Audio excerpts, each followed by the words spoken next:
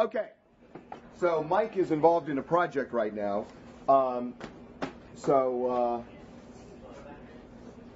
Max, raise your chair a little bit. I need a second person here. Yeah. Oh, jeez. Well, maybe you can sit. I'll call you from time to time. I'm not here. I got to tell you, the story we just put up on Brittany Murphy's death is a pretty big story. The fact that this pharmacy, Eddie's Pharmacy, the owner felt that literally that house was an accident waiting to happen, which is the way he put it, to us, and said that he cut them off 4 months before Brittany died because he felt that they were giving, that they were prescription shopping to different pharmacies, that they were getting way too many prescriptions. He was uncomfortable, and he says he cut them off and felt something really bad was going to happen. That he had written more than 100 prescriptions for Simon, for Sharon, and Brittany over the course of a year and a half, cut them off 4 months before Brittany died. And there were a variety of aliases used, including Lola Manilow Murphy.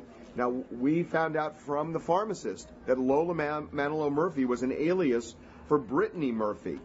Kind of interesting, but it seems to me, I mean, Lola Manilow, Barry Manilow has a very famous song, Copacabana, where he talks about Lola. And Lola Manilow, it seems like it was kind of grabbed from there. But there are a variety of aliases used at different pharmacies. They didn't just use this one particular one, but this is a serious issue. And meanwhile, we're being told that the state attorney general is investigating as many as 30 doctors now in connection with prescribing practices for 3 huge celebrities who died in the last year: Michael Jackson, Brittany Murphy, and Corey Haim. And there are a lot of doctors now who are under the AG's microscope, and they are looking at these prescription practices. So this is not just, death investigations that we've been dealing with, but it's also looking at the prescribing practices of doctors in Hollywood, which has just been a huge and growing problem. So I don't think this is an extremely interesting turn here. Okay, let's look at what you guys are asking, seeing as everyone else is making fun of you. Are you going to bail Octomom out? I'm not sure I understand that. What, making fun of me? How so? Although I know. Oh, Mike. Oh, I got it, because he likes Octomom. No, her debt is too rich for Mike's blood. She owes at least $460,000, and she has to come up with it by Tuesday, or the person who holds the note in the house, the person who sold them the house, is going to start foreclosure proceedings. And she has to come up with this money. And I'm told it's radio silent. She hasn't contacted the guy who has the note, hasn't communicated with them. The guy who holds the note put a call into her lawyer months ago, never heard anything back. So it sounds like Octomom's in a little bit of hot water here. Have you ever considered some sort of intro for TMZ Live? Nah, I mean, we're not doing this as a TV show. It's just kind of like, we want to kind of talk to you guys. I mean, this is kind of without a filter, where we're able to sit down and talk to you guys, and you can kind of see the way the newsroom works. I mean, this is not this scripted kind of thing where we're sitting around, and, with makeup and everything else. I mean, this is just the way the office works. And, right now I'm waiting for Charles. Did anybody see Charles?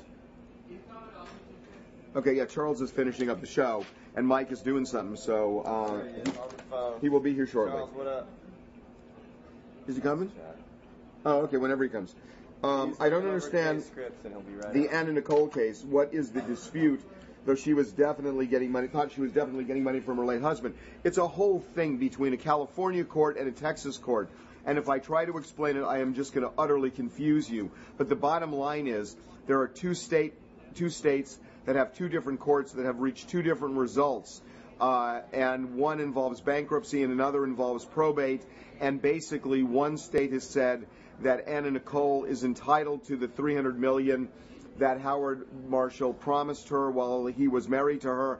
The other state is saying that is not enforceable, that there's a bankruptcy proceeding, and that's what's controlling. The bottom line is the Anna Nicole state lost big right now, because the Ninth Circuit Court of Appeal, which is in the California area, basically just ruled today that the promise that Howard Marshall made is not legally enforceable, that Texas bankruptcy controls here, and this is going to be a huge, huge decision. Now realize it's all subject to the U.S. Supreme Court reviewing it. Who knows, that may happen, but now the California Court of Appeals has spoken.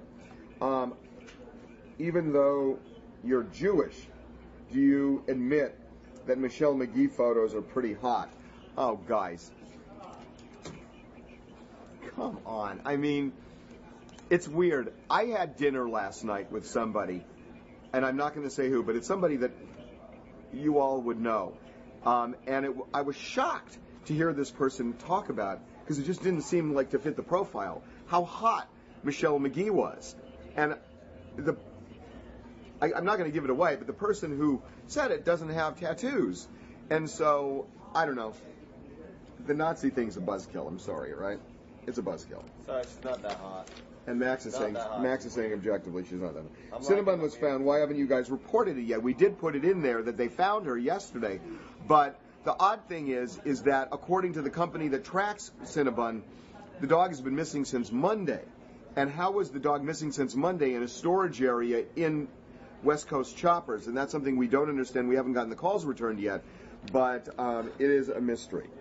Jocelyn leaving text, slowly hold out hope. Thanks. Is Jocelyn leaving text, slowly holding out with the hopes he will pay up for her to stop? Well, I think it's kind of the opposite. I think if she wanted money before, it ain't going to happen now. I mean, I'm guessing that whatever firepower she had, the cat's out of the bag. Yeah, she's not doing this for money from Tiger now. This is just money for whatever future porn project she's going to do or something. I'll bet you're going to turn the texts into a script. Yeah, I bet you're probably right. Yeah. Not that you need much of a script. I really bet you on that. Yeah, I bet you. I feel more strongly about it than you, so I'll bet you if you want. Really? Yeah. How much? I bet you. Never mind. But you guys agree. How can you bet on some of these? I'm trying to talk him into taking the losing side in a bet. How about you? You want to bet? No way, Jose. Which is pretty much what always happens. If I bet, I lose. So. But I feel pretty strongly about this. Do you think Larry Burkett will be putting Danny Lynn up for adoption? Oh, that's so mean. He loves that baby. I'm telling you. Now, that is a reaction to the. No. I mean, I didn't even look at this ahead of time. That is so mean. That is who wrote this? Oh my God! Shame. Who wrote this? By an exclamation point. They wouldn't even give a name. Of course, they wouldn't put a name. He loves that baby. She's really cute. He loves that baby. Oh my God! Funny. It's really funny. You but just really won some kind of a sick prize here, whoever! Exclamation point. Conservatorships are for people who are gravely disabled. Gravely disabled are defined in California courts as that you can't adequately provide food, shelter, and other basic necessities for yourself. So how can you explain to me why Britney Spears is under a conservatorship? Because at the time she was placed under the conservatorship, she was in horrible shape. I mean, they thought she could die. Is she a lot better now?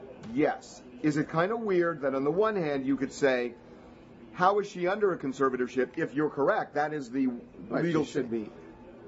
But here's the thing. Once you're under a conservatorship, you're trying to make the person better. So you don't just bring them to the brink of insanity and say, let them go. You got to deal with the issue, and that's what they've been dealing with. But so how do you determine how long does she have to stay in the conservatorship? It's up to the judge. It's up to the judge. It's not up to the conservators. It's up to the judge. And the judge has to be comfortable that you could set this person free and they would safely be able to fend for themselves. Shouldn't it be up to a medical professional? The medical professional in this case has a huge say, and the medical professional gives the judge reports, and that's what's going on. The judge has been getting regular reports. When the conservators feel it's time, they will file a petition which will become public with the court, and then the judge will hold a hearing on whether it's appropriate, whether it's time. They have not yet filed that petition. Sorry, Britt. But I think it's going to happen. So she can't go shopping. I think she can shop. She's just within limits, and I think it's going to happen in the next couple of months.